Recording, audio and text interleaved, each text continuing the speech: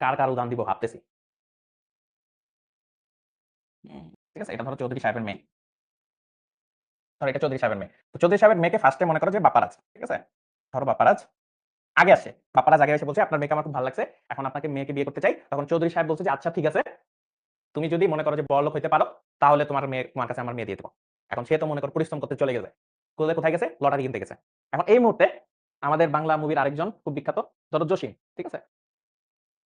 সেও মনে করো যে রাস্তায় হয়তোবা চৌধুরী সাহেবের মেয়েকে দেখছে। তখন দেইখা জসিমেরও খুব ভালো লাগছে। এবং সে যেয়ে চৌধুরী সাহেবের কাছে যেয়ে বলছে যে, "আপনার মেয়েকে আমার ভালো লাগছে। তো আমিও বিয়ে করতে চাই।" ঠিক আছে? তো এখন বলছে যে, "ভালো কথা। কিন্তু আমি তো বাপ্পারাজকে কথা দিয়ে ফেলছি। বাপ্পারাজকে কথা দিয়ে ফেলছি যে সে যদি বড়লোক হইতে পারে, তাহলে তার কাছে আমি মেয়ে বিয়ে দেব।" এখন ভালো কথা। তার মানে এখন প্রায়োরিটির দিক থেকে বাপ্পারাজ আগায় আছে। কারণ বাপ্পারাজ আগে গেছিল। তো বাপ্পারাজ যেহেতু আগে গেছে, তো চৌধুরী সাহেব বলছে যে, "আচ্ছা বাপ্পারাজ পারে কিনা সেটা আগে চেক করে দেখি। যে সে বড়লোক হইতে পারে কিনা।" এখন কথা হইলো, যদি বড়লোক হইতে পারে, তাইলে তো এই যে জসিম, মনে করো হিরো আলম, এনাম ভাই এদের আসলে কোন দাম নাই। ঠিক আছে? তো যদি না হইতে পারে, তখন জসিমের কাছে আসবে। তখন জসিম কাছে যেয়ে কন্ডিশন দেখবে যে জসিম বড়লোক কিনা। যদি জসিম দেখা যায় যে না বড়লোক হয়ে গেছে বা জসিম মনে করে যে মিডল ক্লাস, ঠিক আছে? বাপ্পারাজ বেশি গরিব। ঠিক আছে? ধরো জসিম যদি মিডল ক্লাস থেকে বড়লোক হইতে পারে, তাহলে তার কাছে ধরো মেয়ে দিবে। সাপোজ। তার মানে ফার্স্ট এর প্রায়োরিটির দিক থেকে দেখো, বাপ্পারাজ আগে, বাপ্পারাজ না পারলে তখন যাবে জসিমের কাছে। জসিমও যদি না পারে, ধরো জসিমও পারে নাই, তখন যাবে কুদ্দুসের কাছে। তোমরা কুদ্দুসের নাম বলতে চাইতেছিলা, দিতে বললা, তাই কুদ্দুসের নাম দিয়ে দিলাম। ঠিক আছে? তখন যাবে ধরো কুদ্দুসের কাছে বা অন্য কারো কাছে। এইভাবে করে যাইতে যখন দেখবে যে আর কাউরি পাইতেছে না, তারপরে রাস্তায় যারে পাবে তার কাছে বিয়ে দিয়ে দেবে। ধরো এরকম ঘটনা। তো এখানে একটা দেখো ফ্লো মেইনটেইন হইতেছে। সবার আগে যে যাচ্ছে, তারপরে যাচ্ছে। একটা মনে করো ফ্লো মেইনটেইন হইতেছে এবং সবাই কিন্তু কি, যদি ৩ জনের পারে তাহলে কাকে নেবে? ভাইয়া সবার আগে প্রায়োরিটি বাপ্পারাজ। বাপ্পারাজ যদি পাইরা যায়, এখানে একটা জিনিস দেখো, ধরো এখানে আরো অনেকে আছে, এরপরে আরো আছে। এখন দেখো, বাপ্পারাজ যদি পাইরা যায়, তাইলে তো আর বাকিদের সাথে মেয়ে আর বিয়ে দেওয়া সম্ভব না। ঠিক আছে? বাপ্পারাজ যদি একবার পেয়ে যায়, তাহলে তো আর কারো সাথে কি বিয়ে দেওয়া সম্ভব? সম্ভব না। বিয়ে তো হয়ে গেছে। বাপ্পারাজ যদি একবার ফেল করে, তারপরে যাবে জসিমের কাছে। এখন বলবে, "জসিম, তোমার কাছে টাকা কোথায়?" জসিম বলে যে, "এই নেন টাকা।" যদি একবার রাইট হয়ে যায়, তাহলে বাকি কারো কাছে যাওয়া লাগবে? যাওয়া লাগবে না। জসিমকে বিয়ে দিয়ে দিবে। যদি জসিমও ফেল করে, এরপরে যে আছে, ধরো এনাম ভাই আছে। এখন এনাম ভাইকে ধরো দিয়ে দিল, বিয়ে দিল। যদি এনাম ভাইও ফেল করে, তারপরে করে আস্তে আস্তে যেতে থাকবে। বুঝতে পারছো? এই হলো মনে করো যে ধরো একটা ফ্লো। এখন এই জিনিসটা ফ্লোটা আসলে এইখানে কিভাবে মেইনটেইন হয়?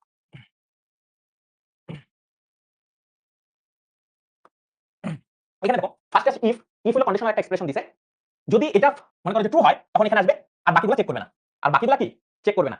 যদি এটা ফেল হয়, তখনই আসবে এলস ইফ এর কাছে। এটা কিন্তু এলস ইফ লিখতে হয়। এলস ইফ যদি ফেল করে, তখন আবার মনে করো পরের এলস ইফ এর কাছে আসবে। এভাবে করে এলস এর কাছে আসবে। লাস্টে যাইয়া এলস। তার মানে যদি কোনটাই না হয়, তাহলে এলস। আর না হলে এলস ইফ তুমি যতগুলি খুশি দিতে পারবা। যতগুলি খুশি দিতে পারবা। বুঝতে পারছো? এই হলো এলস ইফ এর একটা চেইন। তার মানে চেইন আকারে চলতেছে। তো আমরা যদি একটু মনে করো যে বুঝে, আমরা কোডিং এ যাই একটু। তার কোডিং এ যাবো, তার আগে কিছু উদাহরণ দেখাই নি। দেখো এইখানে যে কোডটা দেওয়া আছে, এই কোডে আমি যদি ইনপুট হিসেবে এরকম নেই, ধরো ইনপুট হিসেবে, ইনপুট ধরো এখানে আউটপুটের এর ভ্যালুগুলো কেমন আসতে পারে?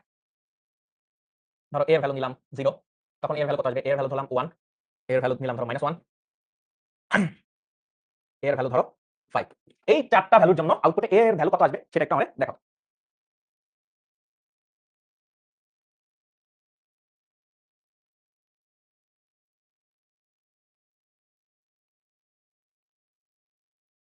ফার্স্ট কন্ডিশনে যেটা দেখি, ধরো এটা ফার্স্ট কন্ডিশন, এর ভ্যালু কত? 0। তো এর ভ্যালু 0 হলে আমি ফার্স্ট স্টেপ থেকে চেক করা শুরু করি। তার মানে 0 0 কিনা? 0 0 তার মানে এটা শর্ত পূরণ হয়ে গেছে। শর্ত পূরণ হলে ভিতরে ঢুকবে। যেটা এর ভ্যালু কত বানাইতেছে? 1। যদি এর ভ্যালু 1 বানায় ফেলে, তার মানে এখানে আমরা পাইতেছি এর ভ্যালু 1। ঠিক আছে? ফার্স্ট কন্ডিশনে এটা পাইতেছি। সেকেন্ডে যাই। সেকেন্ডে আমার ভ্যালু আসলে কত দেওয়া আছে? ফার্স্টে 1, তাই না? এখন দেখো। তার মানে 1 0 কিনা? ফার্স্টে, তার মানে এখন এর ভ্যালু 1 ধরে কাজ শুরু করছি। তাহলে 1 0 কিনা? না, অবশ্যই এটা না। তার মানে এটা তো ঢুকবেই না। পরেরটায় ডিরেক্ট চলে যাবে। এলস ইফ 1 1 কিনা? 1 1 কিনা? অবশ্যই রাইট। যখনই রাইট হইছে, তখনই সে ভিতরে ঢুকছে। ভিতরে ঢুকে এর ভ্যালু কত? 0 করছে। আর এগুলা সে বাকিগুলা কোনটাই দেখবে না। তখন এর ভ্যালু কত বানায় ফেলছে? 0 বানায় ফেলছে। তার মানে তখন এর ভ্যালু কত? 0। এর ভ্যালু কত? 0। ভালো কথা। থার্ড কন্ডিশনে যাই। থার্ড কন্ডিশনে যাই কি করব? ধরো এখানে দেখলাম 3 নাম্বারটা। 3 নাম্বারটা এর ভ্যালু -1। তার মানে লিখছে -1 0 সমান কিনা? অবশ্যই না। তার মানে পরেরটা গেল। পরেরটা যে -1 আবার 1 এর সমান কিনা? অবশ্যই না। তার মানে যেহেতু আর কোনটাই নাই এলসিফ আকারে, তার মানে এলস এর ভ্যালু ডিরেক্ট 7 বসাই দিবে। তার মানে এর ভ্যালু কত? 7। 4 এ যাই। 4 এর কন্ডিশনে কি দেখাইতেছে? এখানে কি আছে? দেখো যে এর ভ্যালু 5। তার মানে 5 0 সমান কিনা? অবশ্যই না। তার মানে এটা তো ঢুকবে না। এখানে আসছে 5 0 সমান কিনা? এটাও ফিল আপ হইতেছে না। তারপর এখানে আসতেছে। এখানে এসে লাস্টে এর ভ্যালু 7 বসাই দিতেছে। এর ভ্যালু 7। ঠিক আছে? এই হলো জিনিসগুলো কারবার। এইগুলা কেস থেকে বুঝতে পারতেছো যে কি হইতেছে। ক্লিয়ার? বুঝতে পারছি। খুব সুন্দরভাবে কিন্তু বুঝে গেছি। 7 বসাইলে কেন হয়? দেখো, এগুলো আসলে ফিল আপ হয় নাই। লাস্টে এলস মানে ডিফল্ট ভ্যালু। ডিফল্ট ভ্যালু কত বসাই দিছে? 7। তাহলে 7 টাই বসবে। এর বর্তমান ভ্যালু। ঠিক আছে? এর বর্তমান ভ্যালু। একদম ইজি করে দিছি। ঠিক আছে? একদম ইজি। খুব সহজভাবে হইছে। ঠিক আছে? এটা কিন্তু আমরা দেখতে পাচ্ছি। একটা জিনিস একটু দেখি।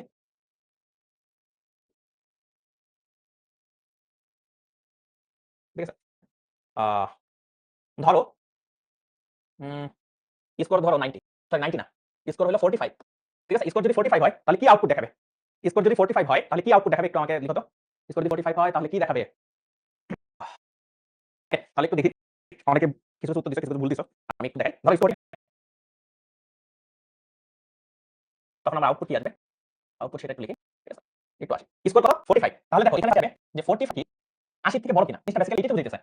যে 45 80 থেকে বড় অথবা সমান কিনা? কখন এটা মানে বড় হতে পারে? মানে 45 কে 80 বড়? অবশ্যই না। তার মানে কন্ডিশনটা ফিল আপ হইতেছে না। তার মানে ডিরেক্ট চলে যাইতেছে এলসিফ এ। এলসিফ এসে কি বলছে? যে 45 60 থেকে বড় এন্ড বলছে 45 80 থেকে ছোট। দেখো এখানে খুব মজার একটা জিনিস হচ্ছে, এখানে কিন্তু অপারেটর ইউজ করছি, বাট একটু অন্য কয়েকটা অপারেটর মিলাইয়া। এখানে দেখো কি বলছে? 45 60 থেকে বড় অথবা সমান। এইটা তো মিলতেছে না। বাট এইটা আবার মিলতেছে। এইটা আবার মিলতেছে। তার মানে 45 60 থেকে বড় তো না, কিন্তু এইটা আবার মিলতেছে। বাট আমি আরেকটা অপারেটর ইউজ করছি, সেটা বলতেছে এবং বা একসাথে। তার মানে দুইটা কন্ডিশনে কি হইতে হবে? দুইটা কন্ডিশনে কি হইতে হবে?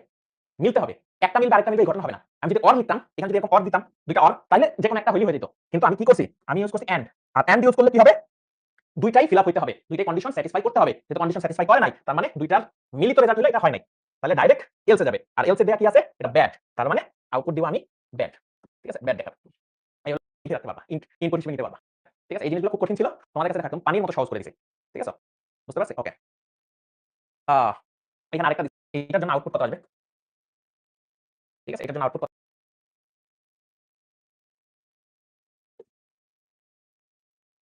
বিভিন্ন উত্তর। দেখি তোমাদের কয়টা কি রাইট হয়। ঠিক আছে? দেখো কি বলছে? n1 এর ভ্যালু 5, n2 এর ভ্যালু 7। তার মানে আমরা ফার্স্টে চেক করি 5 7 এর সমান কিনা। অবশ্যই সমান না। যেহেতু সমান না, ডাইরেক্ট চলে আসতেছে কার কাছে? এলসিফ এর কাছে চলে আসে। ভিতরে ঢোকার সুযোগ নাই।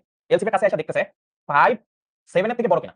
5 কি 7 এর থেকে কখনো বড় হয়? অবশ্যই বড় না। তার মানে ঠুস করে কোথায় চলে যেতেছে? ধরো এখান থেকে ঠুস করে মনে করো এলস এর কাছে চলে আসতেছে। আর এলস এর কাছে যেটা দেওয়া আছে সেটাই আমার প্রিন্ট হবে। তাহলে আমার প্রিন্ট হবে হলো n1 is smaller than n2। এই প্রোগ্রামিং জিনিসটা মনে করো যে আমি যখন কলেজে পড়তাম, এই যে তোমাদের সময়, তখন আমি মনে করি এই প্রোগ্রামিং জিনিসটা খুব ভালো লাগতো। তো ভালো লাগতো তখন দেখা গেল যে আমাদের অনেকেই সমস্যা হতো যখন কলেজ লেভেলে আসতো। প্রোগ্রামিং ক্লাসটা ছিল, বাট অনেকেই বুঝতে পারতো না। তো আমি যেটা মোটামুটি বুঝতাম, তখন একটা কাজ করতাম। ক্লাস শেষে অনেক ফ্রেন্ডদের আমি যে বোর্ডে বুঝাইতাম। সেখান থেকে আসলে মনে করো যে কাউকে বোঝানোর চেষ্টা করা। খুব মজার একটা জিনিস ছিল। তো প্রোগ্রামিং দিয়ে ধরো মনে করো যে তখন বোর্ডে বুঝাইতাম যে এরকম এরকম করো, তখন ভ্যালু এটা আসে। তখন খুব ভালো লাগতো। তখন একটা টিচার ফিল আসতো। যে আমার কলেজে থাকাকালে। এবং অনেকে তখন এই ক্লাসটা করতো। তো ওকে। দিবা। আচ্ছা ইনপুট হিসেবে মার্কস এর ভ্যালু কত ধরবো? ধরো মার্কস হইলো কত? ধরো 41 অ্যাজিউম করে নিতেছি। ঠিক আছে? 41 তাহলে আউটপুট কত আসবে? এটা একটু বলো। আউটপুট কত আসবে?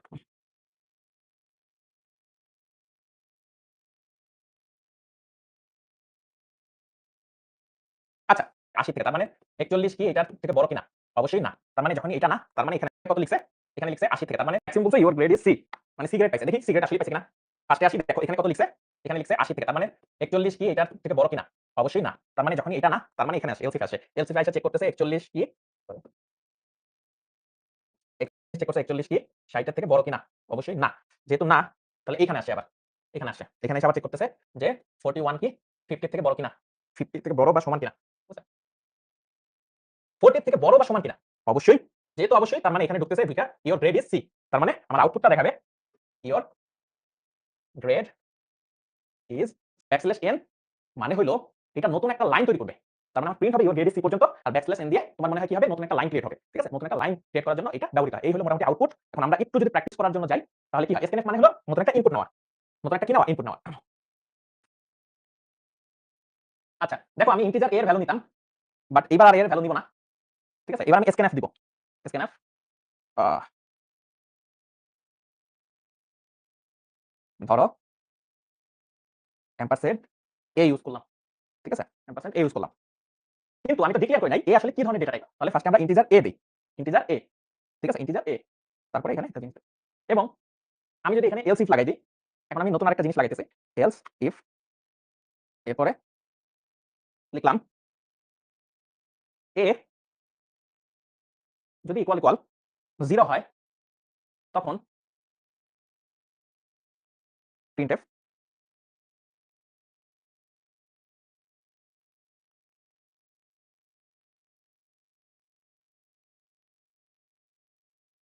অনেক কিছু করে ফেলছি আমরা। স্ক্যানআপ দিয়ে এবার আমরা এর ভ্যালুটা ইনপুট আকারে নিব। স্ক্যানএফ মানে ইনপুট আকারে। ঠিক আছে? ইনপুট আকারে যেমন প্রিন্টএফ দ্বারা আমরা আউটপুট দেখাই, স্ক্যানএফ দ্বারা আমরা আউটপুট নেই। সরি ইনপুট নেই। স্ক্যানএফ দ্বারা ইনপুট নেই। তার মানে আমি একটা ইনপুট নিব যে ইনপুটের জন্য এটা কি ধরনের ডেটা টাইপ? এটা অবশ্যই কি ধরনের ডেটা টাইপ? এটা হলো integer data type. Integer data টাইপের আইডেন্টিফায়ার কি? Percentage D. এখন যেটার নামে ইনপুট নিব, কার ইনপুট নিব? এর ইনপুট, এর আগে একটা এন্ড লিখতে হয়, এটাকে আমরা এম্পারসেন্ট বলি। এটা দিয়ে তারপরে আমি নিলাম। তো যদি কি হয় জিনিসটা আমরা একটু দেখার জন্য, আমরা যদি এখানে আসি, রান দেই, রান দিলে কি হয় দেখি একটু। এখানে আসলে ইনপুট নেওয়া যায় কিনা একটু দেখি। আচ্ছা সার্ভার কি ডাউন নাকি কে জানে। আচ্ছা আমাদের ইন্টারনেট একটু স্লো হতে পারে, বাট একটা ইনপুট আসার কথা। আমি একটা ইনপুট দিছি যে ইনপুটের মান কত 1, ঠিক আছে? ইনপুটের মান কত 1, আর 1 দিলে এনাম ভাই কি দুষ্টু। তো আমি যদি এখানে আসি, এখানে তো কন্ডিশন ফিল আপ হয়ে গেছে যে এর মান 0 না হইলেই এনাম ভাই দুষ্টু হয়ে যাবে। তার মানে 1 ভ্যালু দিছি, এনাম ভাই দুষ্টু হয়ে গেছে। যদি এরকম লিখতাম, ইকুয়াল না দিয়ে ধরো লিখছি এরকম যে এ অবশ্যই 0 থেকে বড় হইতে হবে, 0 থেকে বড় হইতে হবে, ঠিক আছে? এরকম দিলাম যে এ 0 থেকে বড় হইলে এনাম ভাই দুষ্টু, 0 সমান হলে রোমান ভাইয়ের স্টুডেন্টটা বেস্ট, আর এলস হইলে বাকিটা। তো আমি যদি এখন রান দেই, রান দিলে কিছু মনে করো যে আমাদের ইনপুট চাইতেছে, ইনপুটে এখানে কি লিখবো? ধরো আমি কেন এনাম ভাই দুষ্টু এখানে লিখে দিছিলাম, এর ভ্যালু যদি 0 থেকে বড় হয়, তার মানে 5 এর ভ্যালু কত? 0 থেকে বড়। আবার আরেকবার একটু চেক করি, রান দিলাম, রান দিয়ে এখন এখানে -1 লিখলাম, -1, -1 লিখলাম, এবার এন্টার প্রেস করলাম, এন্টার। কি লিখছে? রোমান ভাইয়া বেস্ট, রোমান ভাইয়া বেস্ট। কেন? দেখো এখানে আসি, ফার্স্ট কন্ডিশন এ 0 থেকে বড় কিনা? বড় না, তার মানে এনাম ভাইয়া দুষ্টু, ভালো কথা। তার মানে এটা ফিল আপ হইতেছে না, কারণ -1 তো এটা ফিল আপ করতেছে না। এ ইকুয়াল টু 0 কিনা? এটাও না, তার মানে এলস এর যে মানটা দেওয়া আছে এটা প্রিন্ট হয়ে গেছে। এখন যদি 0 বসাই দিই, ধরো যে রান দিলাম, এখানে 0 লিখলাম, 0 লিখে যদি দেই, দেখো রোমান ভাইয়ের স্টুডেন্টটা বেস্ট। দেখছো? রোমান ভাইয়ের স্টুডেন্টটা বেস্ট। আমরা যদি 0 ভ্যালু দিতেছি, তার মানে রোমান ভাইয়ের স্টুডেন্টটা বেস্ট। আচ্ছা দারুণ একটা জিনিস। এটা কিন্তু তোমরা একটা স্ক্রিনশট নিয়ে রাখতে পারো। তোমার ঠিক আছে? ওকে। তো এখন জিনিসটা দেখো, এইটা হলো কাহিনী ঘটছে। তো এসকেএনএফ মানে এইভাবে ইনপুট নেওয়া। আগে কিন্তু আমি ইনপুট নিতে পারতাম না। কিন্তু এখন কিন্তু ইনপুট নেওয়া যায়। তো এই জিনিসটা আরো সুন্দরভাবে লেখার জন্য আগে লিখলাম। ধরো আমি আগেই প্রিন্ট করে রাখলাম কিছু প্রিন্টএফ। আহ ধরো লিখছি ইনপুট দে বেটা।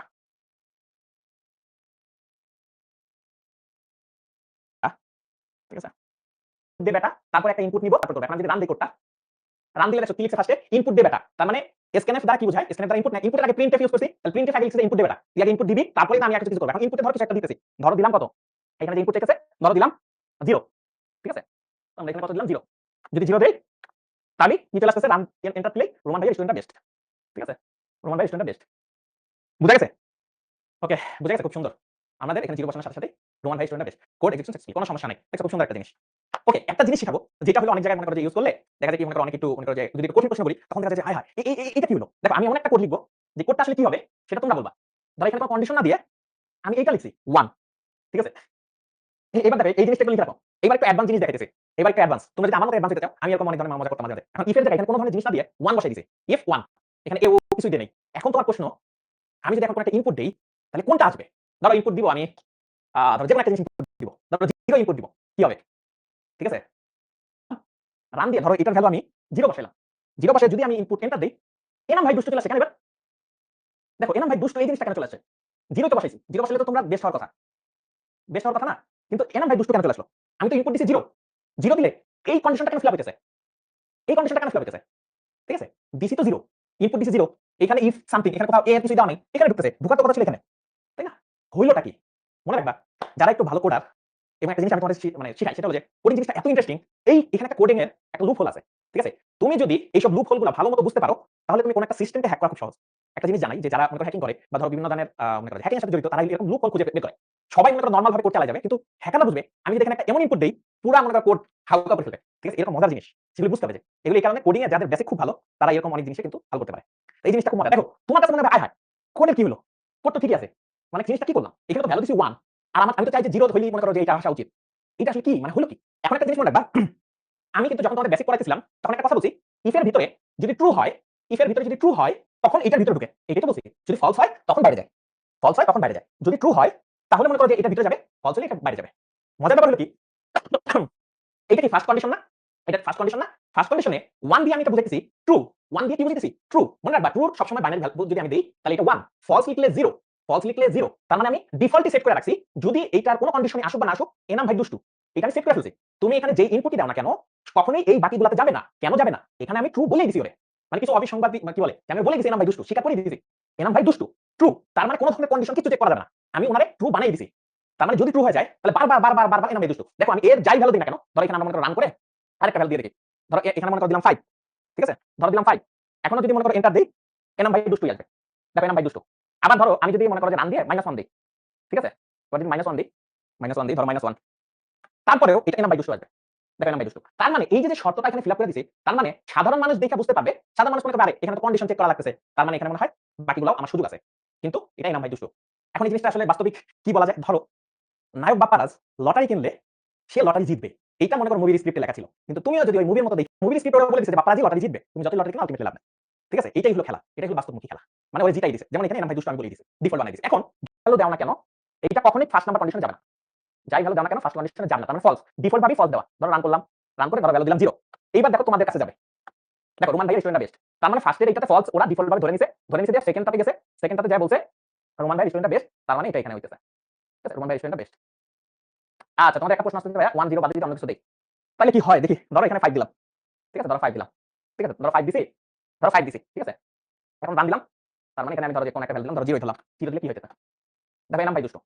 এনাম ভাই দুষ্ট। তার মানে তুমি যদি কোন ধরনের ডিজিট বসাও 0 বাদে যদি অন্য কোনো ভ্যালু বসাও সেটাকে সে ট্রু হিসেবে ধরে নেয়। ঠিক আছে? সেটাকে সে ট্রু হিসেবে ধরে নেয়। আর শুধুমাত্র 0 বসাইলে সেক্ষেত্রে আমরা ধরে নিতে পারতেছি সেটা হলো ফলস হিসেবে ধরে নেয়। তবে কোডিং এর ক্ষেত্রে সবথেকে বেশি ব্যবহার হয় 0 আর 1। ঠিক আছে? হয়ে গেছে। আচ্ছা, তো আমাদের এটা মোটামুটি শেষ। তো আমরা কোডিং এ আবার ফেরত যাই। আমাদের আরেকটু বাকি আছে। 10 মিনিট বাকি আছে। তো সুইচের ক্ষেত্রে কি বলছে? সুইচের ক্ষেত্রে বলছে সুইচও অনেকটা এলস ইফ স্টেটমেন্টের মতো ব্যবহার করা যায়। তবে এলস ইফ স্টেটমেন্টের চেয়ে সুইচ স্টেটমেন্ট ব্যবহার করা সহজ। সুইচে জাস্ট ভ্যালু বসায় দেয়। শেষ করে ফেলবো এখনই। তো এই সুইচের ক্ষেত্রে যেটা বলে এক্সপ্রেশন দেয় একটা, দেন এখানে কেস ভ্যালু দেওয়া থাকে। কেস ভ্যালু যেটা হবে সেটা প্রিন্ট হবে আর বাকিগুলো প্রিন্ট হবে না। বুঝতে পারছি? জাস্ট প্রিন্ট হয়ে যাবে। এখন একটা জিনিস বলি। এইটা দেখো, এটা একটা কোড দেওয়া আছে।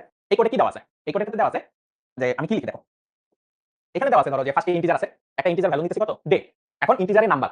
যেকোনো একটা নাম্বার তুমি এখান থেকে নিলা। ধরো আমরা 6 নিলাম। ভ্যালু কত নিছি? 6। ঠিক আছে? ভ্যালু 6 নিছি। এখন ডে এই ভ্যালুর মান কত? 6। তার মানে এখানে কত যাইতেছে? এখানে যাইতেছে কত? এখানে যাইতেছে 6। তো সে ফার্স্টে যাবে কেস 1। এটা কি 1? ডে এর ভ্যালু কি 1? 1 না। তার মানে এখানে যাবে না। 2 2 ও না। 2 মানে এই যে ভ্যালুটা কত? এই ভ্যালু 6, এই ভ্যালু 2 এটাও না। 3 না, 4 না, 5 ও না। এই যে 6, এই 6 এর সাথে 6 মিলে গেছে। তার মানে কি? কত number case? 6 number case. 6 number কেসে এখানে প্রিন্ট কত আছে? স্যাটারডে। তার মানে এই প্রিন্ট হবে। এখন প্রিন্ট হওয়ার পর ব্রেক লেখা। ব্রেক লেখা মানে কি? ব্রেক লেখা মানে যখনই আমি ভ্যালুটা পাই যাব, যখনই আমি ওই ভ্যালুটা পাইয়া যাব, পুরা এখান থেকে ডাইরেক্ট বের হয়ে যাব। ঠিক আছে? ব্রেক মানে কোড থেকে বের হয়ে যাও। মানে এখানে যেটা মনে সুইচ আছে, তার মানে সুইচ থেকে বের হয়ে যাও। ব্রেক মানে সুইচ থেকে বের হয়ে যাও। যখনই পাবে ব্রেক বের হয়ে যাবে। এই কারণে যদি ব্রেক না হতো বাকিগুলো চেক করতো। কেস 7 চেক করতো, ডিফল্ট চেক করতো। আমাকে চেক করার দরকার আছে? অলরেডি আমি পাই গেছি। তাই ব্রেক লিখে দিলে চেক করবে। আর না হলে বারবার সবগুলো চেক করবে। এই কারণে আমরা কি করব? ব্রেক মানে এখান থেকে ডিরেক্ট বের হয়ে যেতেছে। সুইচ ব্যবহারটা খুবই সহজ। এরকম ভ্যালু বসাই দিয়ে আমি যেকোনো জিনিস করতে পারি। যেমন ধরো যোগ বিয়োগ, ক্যালকুলেটর যদি আমি করতে চাই তাহলে ক্যালকুলেটরের বিভিন্ন ভ্যালু দিতে পারি। ঠিক আছে? বা কেস সংখ্যা দিতে পারি। তো এইভাবে করে কিন্তু আমরা ক্যালকুলেটর মানে সুইচ দিয়ে ব্যবহার করে করতে পারি। তো এটা আমরা আসলে দেখি তোমরা চেষ্টা করতে পারো কিনা। তো সুইচের মাধ্যমে এইভাবে আমরা কাজগুলো করতে পারি। বুঝতে পারছি? তো আমরা এখন ক্লাস শেষ করে ফেলবো। আমাদের মোটামুটি চ্যাপ্টার শেষ হয়ে গেছে। তো এই হলো ওভারঅল কন্ডিশনের ভিত্তিতে আমাদের বিভিন্ন কাজ করা। বুঝতে পারছি? তো আমাদের মোটামুটি মনে হয় ক্লাস শেষের দিকে। ইয়েস, আমাদের ক্লাস শেষ মোটামুটি। তো আমাদের আজকের ক্লাসে আমি যতটুকু পারছি তোমাদেরকে শেখানোর চেষ্টা করছি। তো একটা পরামর্শ আছে। এখন প্রচুর গরম।